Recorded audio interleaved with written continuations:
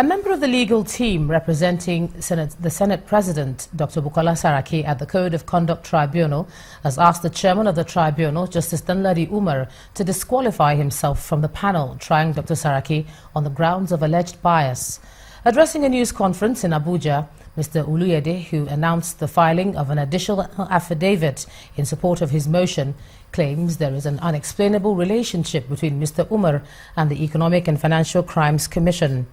He faults the clearance letter issued in favor of Mr. Umar, exonerating him from allegations of demanding bribe from an accused person who is standing trial before the tribunal. The president today notes that he is yet to be convinced that the vast majority of ordinary Nigerians will derive any tangible benefit from a devaluation of the naira. At a meeting with members of the Council of Retired Federal Permanent Secretaries, President Muhammadu Buhari explained his principled resistance to devaluation of the naira. President Buhari said, quote, "When I was military head of state, the IMF and the World Bank wanted us to devalue the naira and remove petrol subsidy, but I stood my ground for the good of Nigeria. The naira remained strong against the dollar and other foreign currencies until I was removed from office in August 1985, and it was devalued. But how many factories were built and how many jobs were created by devaluation?" End of quote. The president welcomed the council's pledge of support for the successful implementation of his administration's change agenda, especially in the area of improving security, curbing corruption, and revitalizing the economy.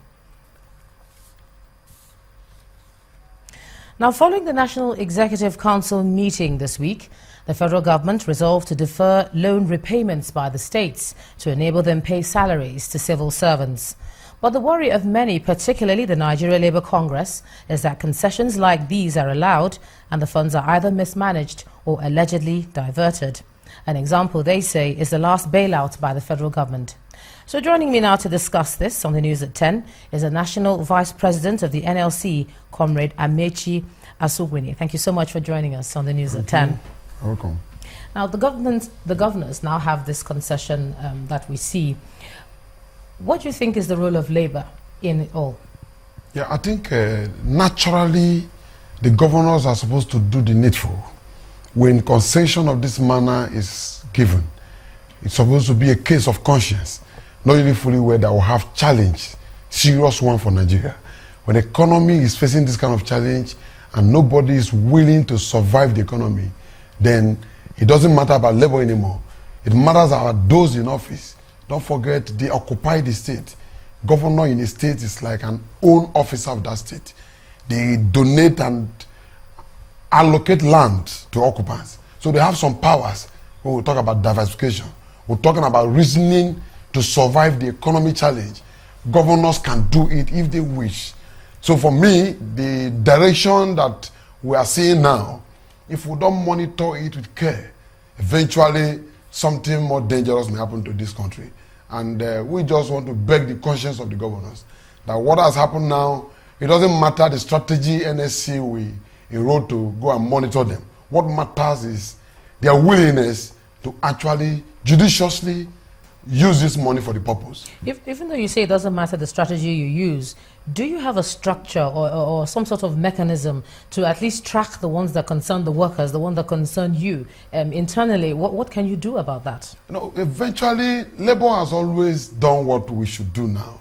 What we're about doing is allowing this to take effect and then going after those states that are owing more than others, because eventually almost all the states are having one issue or the other. Either you're owing salary in a manner that you can't describe, or they are owing the pensioners, gratuity, challenges of payment everywhere. So our plan is you begin somewhere, but eventually you don't allow any of them to escape.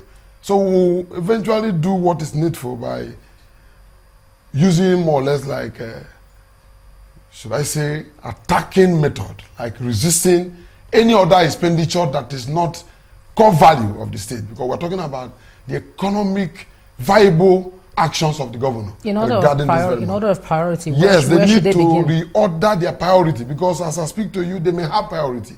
They may also have some personal need to use this money for, hiding behind paying salary. So we need to look beyond allowing governors to act, but following their actions we must be involved. And as I speak to you, there are actions, we may not disclose them, but eventually we will have internal strategy to apply. Don't forget that ordinarily as a governor, they are obliged to fulfill their oath in office. When the governors don't do that and they don't pay, a lot of the workers express some sort of fear that even the NLC themselves let them down at that particular point. What do you have to say about that? Is that true? That is not true. Don't forget, any worker in pain can otherwise feel anyhow. And we will continue to do the needful. Constitutional responsibility is also different from the pressure we are actually using, the dynamism of Nigeria Labour Congress to face the government in doing what is right. Ordinarily, they have that obligation to pay worker salary. Those are the first priorities of any governor in office. It's just unfortunate that this is a country where you beg people to do things right. Tell me why a governor should be reminded to take salary as a first priority. And they are not on themselves. They are just anything that concerns governance as regarding their welfare is treated as priority. Whereas these are workers whereby you see yourself owing your staff. That is where failure starts. Because you need them to improve the state. You need them to revive the economy. So how would they work? Somebody working for 5-6 months, no salary. It's as good as not working. So we're talking about job creation when those working are not working. So it's as good as almost all Nigerians in the system. Working class are more or less like underemployed or not even working at all. So the problem of unemployment still remains in the system. In order of priority, I mean, there are different categories of workers being owed. And when you sit down in your meetings, is there any way you prioritize who should be sorted out first so that even when this money does come, there's some sort of order in how it's going to be distributed? No, in our system, every worker is treated equal. We don't have that, we don't believe in class. We believe in oneness. And that is the reason you always see us coming together. Otherwise, the trademark of unity will be broken. But don't forget, in the system, there are names that are not physically present. So they should work on themselves. So reduce the workload of salary. There are names that they call ghost chance. Those things in the system, they are still corrupt virus. So they should ensure that they reduce this number to the actual workforce. So that when you determine salary, eventually you will know that it will survive the economy. All right, National Vice President of the NLC, Comrade Amechi Asogwini, thank you so much for sharing your thoughts on the news at 10 tonight. Officials of the Department of Petroleum Resources have distributed fuel confiscated from marketers holding the product to motorists in the Kaduna state capital free of charge. The DPR monitoring team, led by the Kaduna Zonal Controller, Mr. Sayyadi Sulaiman, stormed some of the petrol stations along the Nnamdi Azikiwe bypass in the state capital.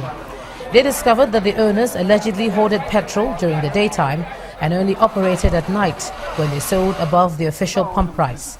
Mr. Sulaiman told journalists that they were complying with a ministerial directive to dispense fuel free belonging to airing petrol stations.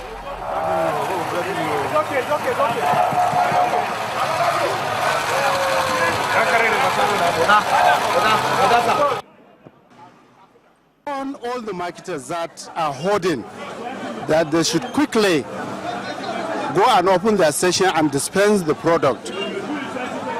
But still, most of them didn't listen. So yesterday I made a statement that we are going to get a court injunction, but we don't need any court injunction anymore. There is a ministerial directive that any petrol station that is hoarding petroleum product, we should open that station, whether they are there or they are there, we should, we dispense the product freely to the public.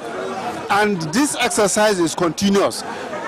Every day we are going to do it. We will continue to check all the petrol stations. Anybody, any marketer that is found hoarding, we are going to dispense that product freely. What I want with the DPR, they should put more effort on their work. They should continue going around to see other filling stations that has the same problems with this. And when the news at 10 returns, the federal government plans to build a technology village that will help Nigeria resolve some ICT challenges. Do join us again.